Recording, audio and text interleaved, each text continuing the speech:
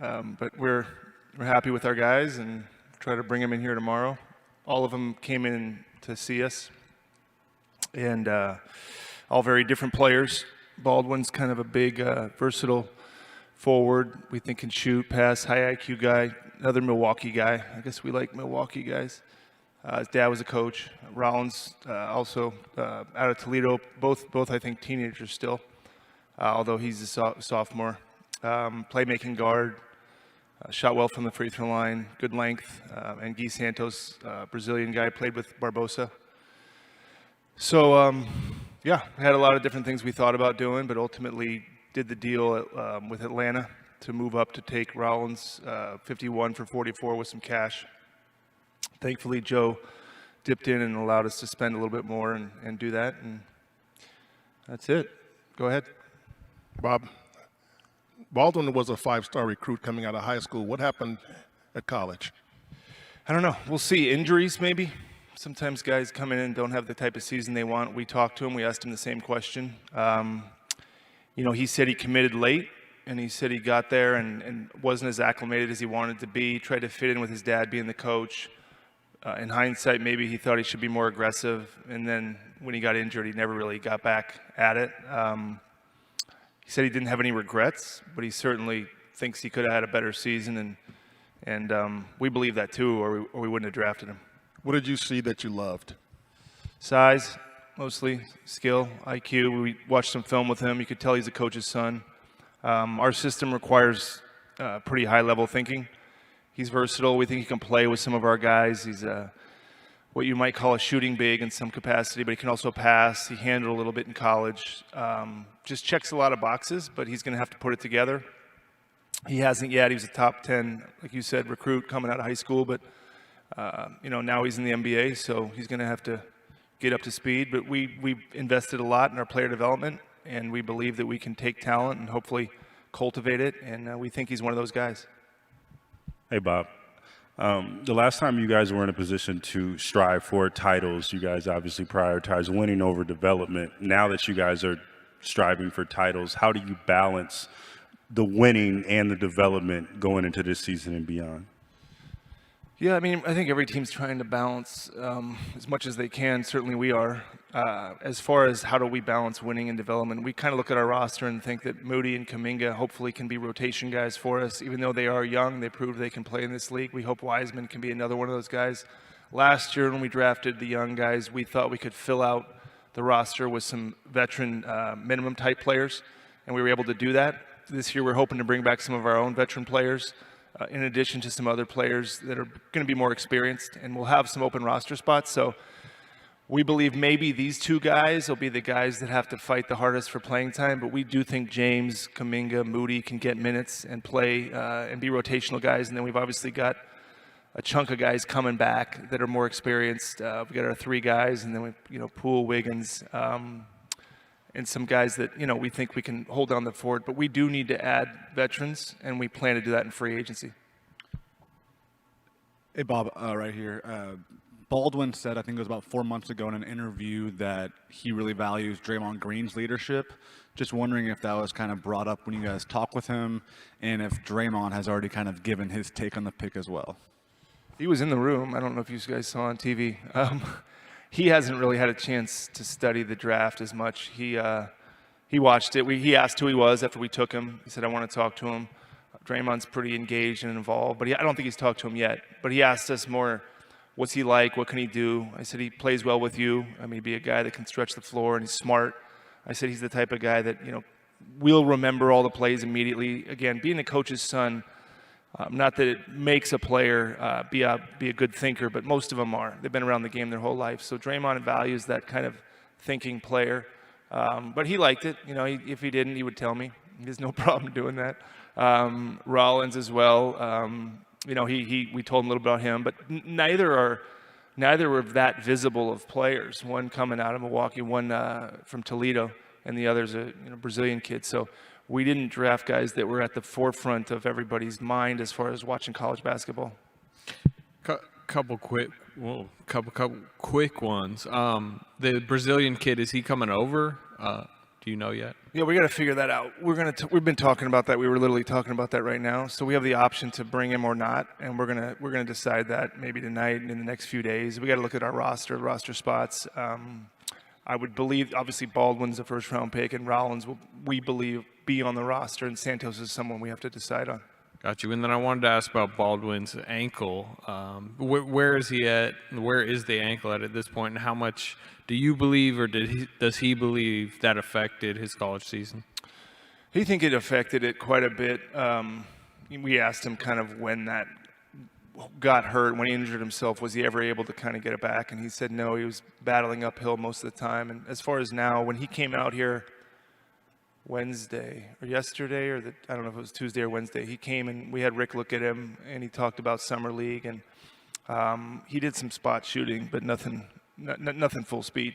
And he can do some things, but we're not going to put him out there if we don't think he's 100%. So Rick will evaluate him and make that call, and hopefully he can play, and but not at the expense of hurting him. Maybe more in Vegas than in the Kyle Classic, but we'll see after Rick sees him again.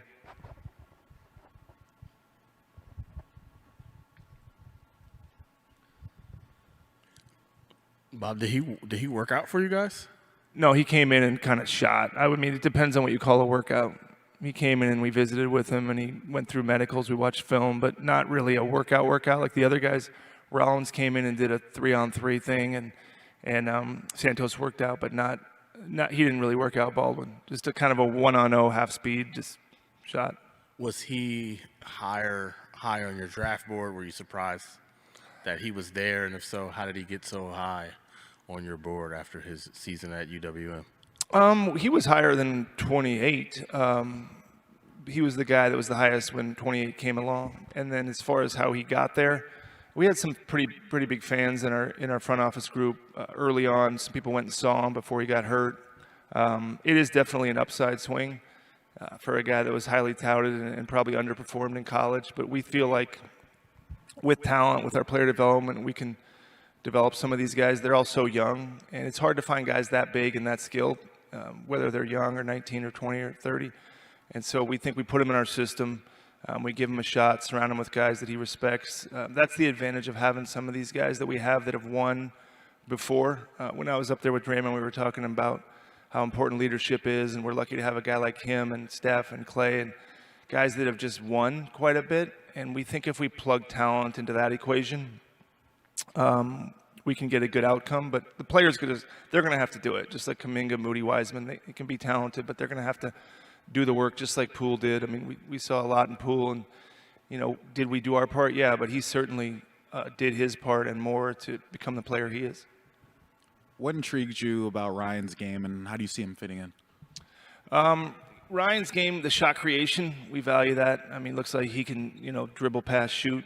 Shot well from the free throw line, not as well from three, but looking at our Noah numbers when he was in here, he's got a very straight shot. He shot 31-something from three, which isn't great, but we think he can get a little stronger in his legs and extend out there. He's a really good mid-range shooter. He's got great separation. He's got a little bit of that Poole game where watching him play one-on-one, he's a really tough cover. He handles the ball really well. He's got a good crossover, step back, can get into his shooting pocket. And he plays well on the defensive side. He's really long. We had him at about 6'4", but about a 6'9", 6'10" wingspan. So a lot of the characteristics that we like in players, the length, the skill set, and shot creation is always valuable. Liked his attitude, liked his competitive spirit. A lot to like about him. Bob, with Baldwin and his versatility, what are his strengths right now, and what are the things that you want to see him work on? You said that he sort of referenced not having the kind of season he wanted. Yeah, I think he just needs to put it together. I mean, he's got a great skill set. If you watch him shoot, it's a great-looking shot, but he didn't shoot a high percentage. He can probably rebound better. You watch him handle the ball. He's got a great handle, but it's just about getting it all together, and he hasn't quite done that yet. I mean, I think he'd done it in the AAU circuit, EYBL, but not in college. I think he would agree that he has more to give.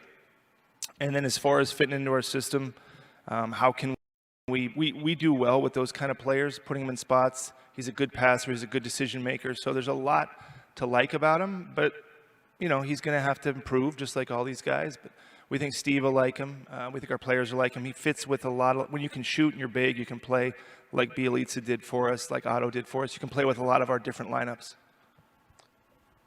They're both 19, I think, and Yeah. now have a whole roster of almost 19-year-olds. Was there any thought, like, we got too many 19-year-olds, and there were some, especially at 28, Liddell or whatever, there's some older prospects there. Were you at all thinking to balance it out? Was that a factor in your thinking at all?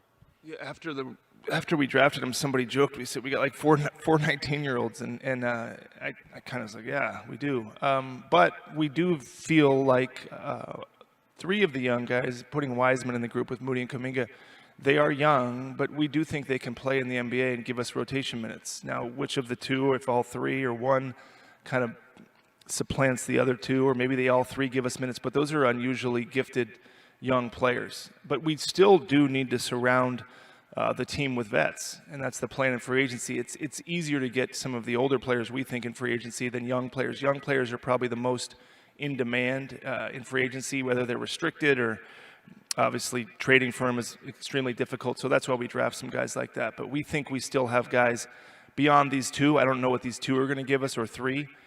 But we do think 3 of the young guys on our roster can play for us, depending on how Steve wants to use them. And you spend the $2 million to move up. Were you targeting Rollins from a while?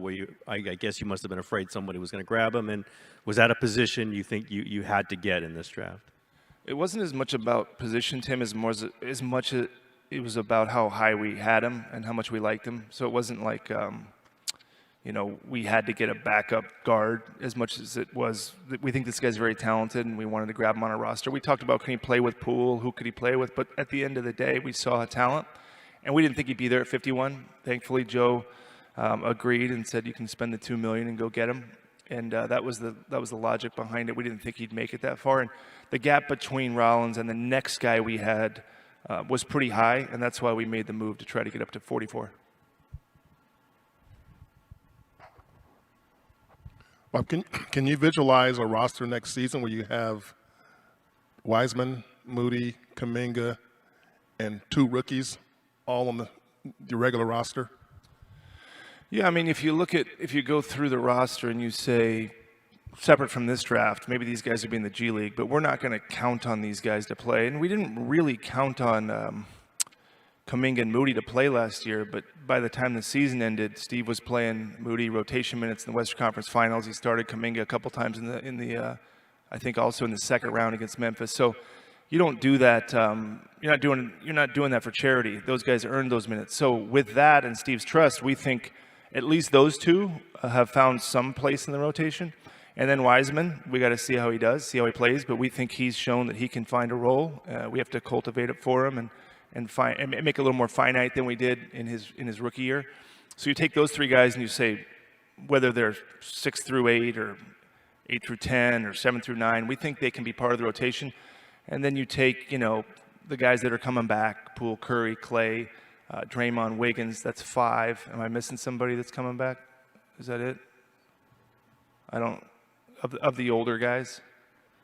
I think, so you got those 5 plus 3. So now we think we've got 8 playable players. We're hoping to add 2 or 3 at least in free agency. So now you're talking about what we think could be a rotation of 11. And the youth doesn't mean as much if we add, like we did with whether it was Bielitsa or Porter or Peyton Looney. Those guys are all more veteran. And so if you look at it and you pull back a little bit, we think we've got those 5, those 3, maybe 3 more, and that we think could end up being a pretty decent roster. Especially with some of these guys coming off the length of the season we had, it might be that we need the youth to kind of give some of the guys that have played so many games, like Steph Clay, Draymond, some time to kind of get ready and for the next hopeful playoff run.